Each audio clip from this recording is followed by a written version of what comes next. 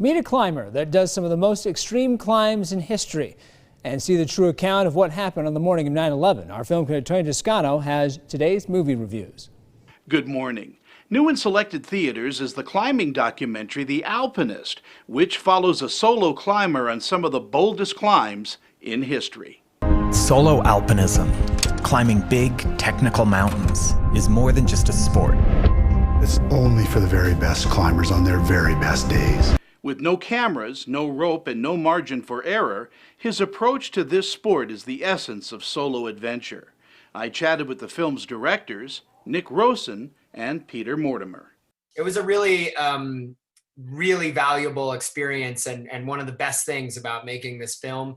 I think the only thing better than getting to know Mark was being able to share him with the world. The aspects of this world and the climbing world and filming up there that are really compelling. And so I think we do, we have a lot of experience in this world. And, when we found someone like Mark, that was so special, even within the climbing world, it was so different, that we just were like 100% honed in on telling that story. The Alpinist is a brilliant, compelling, and thrilling examination of facing one's fears and doing it anyway, not for any recognition, but for the sheer joy of the climb. Again, The Alpinist is playing in selected theaters only and gets an A. It's rated PG-13. On the National Geographic Channel is the 6-part documentary series 9/11, One Day in America. I ran through 3 flights of stairs that were on fire. I had burns on 60% of my body. But I was alive.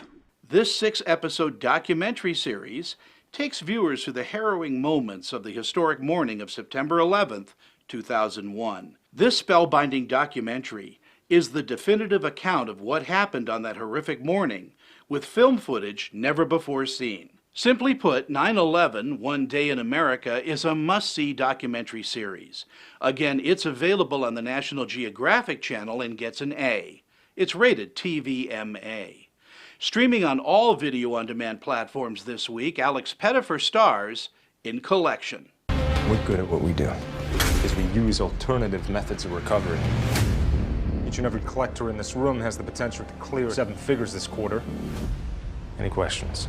In the film, a grieving father grapples with the seedy, manipulative world of high-stakes debt collection while struggling to shed the tragedies of his past. I thought what was interesting about this character, and Mariana and I spoke about this when we first met, is,